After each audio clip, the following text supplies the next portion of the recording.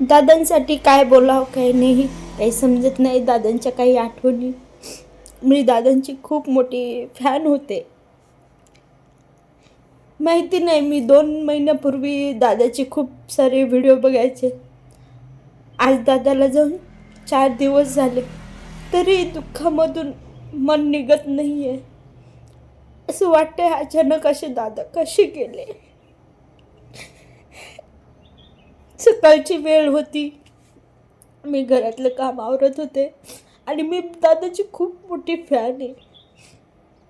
तेवढ्यामध्ये माझ्या मिस्टरांचा फोन आला. सकाळचे काम मी 9:45 वगैरे वाजलेले आणि माझ्या मिस्टरांचा फोन आला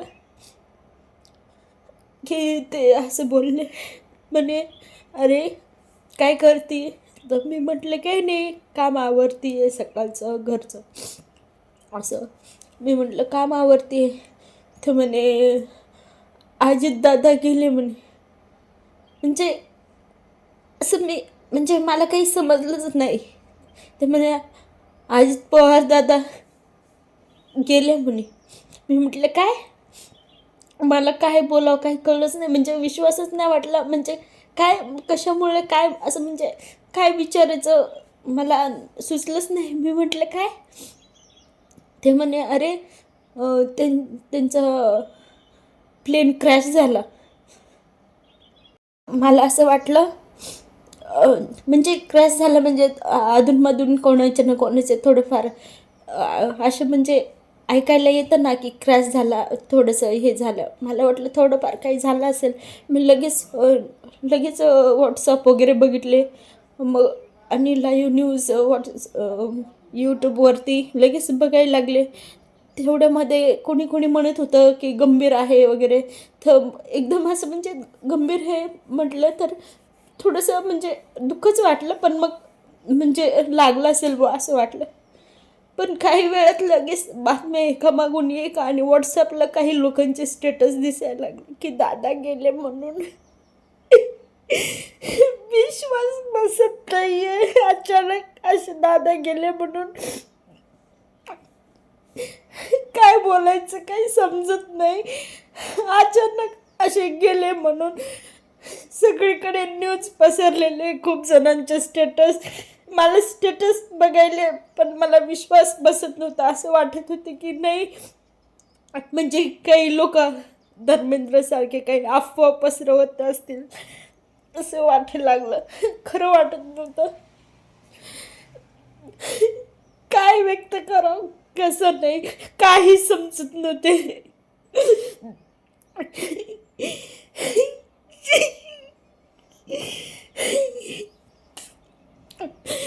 4 दिवस झाले, अजून दुःखामधून मन निघत नाहीये. असं वाटतंय बारामतीला जायला पाहिजे आणि तिथे जाऊन जे फ्लाईटचे पार्ट आहेत त्याचं खूप चेंदामेंदा करायला पाहिजे.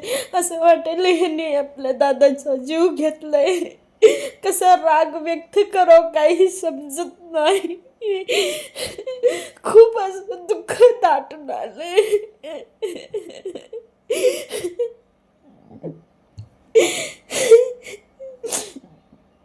काहीच बोलायचं सुचत नाहीये. दादाचे 4 दिवस झाले. आज दादाचे सर्व टी व्हीवरचे न्यूज व्हिडिओ, त्यांचे जुने व्हिडिओ, काही व्हिडिओ बघून हसायला येते, काही व्हिडिओ बघून खूप रडायला येते की दादा आपल्यात नाही येत म्हणून.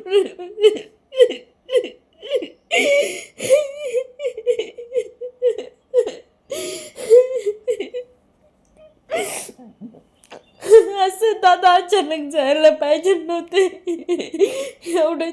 त्यांचं एवढं विचित्र अपघात झाला, बोलायला सुद्धा टाईम नाही भेटला. काही लोक असे त्यांना काही दिवसांपूर्वी असे ट्रोल करत होते निवडणुकांच्या अगोदर. दादा खूप खचलेले होते म्हणे. त्यांचे एक सहकारी त्यांचं मुलाखत सांगत होते, मी ते बघत होते. तर ते सांगत होते की दादा खूप खचलेले. अरे मी यांचं काय पाप केलं हे मला का असं नाव ठेवतायत. अरे हे कोणी बी आरोप करतंय कोणावर. 70,000 कोटीचं तुम्ही दादांवरती आरोप केलाय, पण ते साबित नाही झालंय ना. आरोप कोणीही काही लावू शकते. काही लोक ते खरं धरून दादाला ट्रोल करत होते. दादा खूप खचले होते या 2-4 महिन्यामध्ये, खूप खचलेले. त्यांनी मित्राला घेऊन म्हटले आपण कुठेतरी बाहेर दूर जाऊ, दूर जाऊन आपण जेवण वगैरे करू, कुठेतरी वेळ घालू असं दादाला वाटत होतं. आणि त्यांनी ते मित्रासोबत बाहेर गेले, वेळ घालवला. ते म्हणत होते म्हणे, अरे बस झालं, मला आता काहीच करावं वाटत नाही, खूप काम झालं असं दादाला वाटायला लागलं म्हणे. आणि त्यांचे पण जे लोकांसाठी सेवेची धडपड होती ते काही त्यांची थांबत नव्हती. कारण त्यांच्यासारखं एवढं म्हणजे विचार करणारं ते पुढचा विचार करत होते. आणि पुणे शहर हे आत्तापर्यंत कधीच एवढं डेव्हलप झालं नव्हतं जेवढं की हे 10 वर्षामध्ये डेव्हलप झालं. आम्ही जे एरियामध्ये राहतो इकडे झट कॉर्नर मांजरी एरिया, ह्या एरियामध्ये पूर्ण झाडी होती. पण आता तुम्ही जर बघायला गेलात तर खूप दूरवर प्लॉटिंग बिल्डिंग्स वगैरे बनत आहेत. दादांचे खूप असे तुम्हाला माहिती आहे पिंपरी चिंचवड एरिया हा किती दादांनी डेव्हलप केलेला आहे. ह्या सध्याच्या निवडणुकीला आता 10-15 दिवसापूर्वी जी निवडणूक झाली त्या निवडणुकीमध्ये दादा खूप म्हणजे नाराज झाले की ते कमी सीट आलेत म्हणून. तर फ्रेंड्स आता मी थोडंसं नॉर्मल झाले, कारण मला दादाबद्दल बोलता वेळेस खूप असं दाटून येत होतं, खूप त्रास होत होता, जे की तुम्हालाही झाला.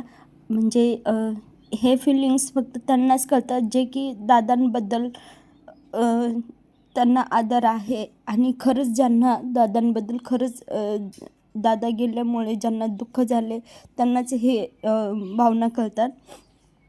तर एवढंच होतं फ्रेंड्स.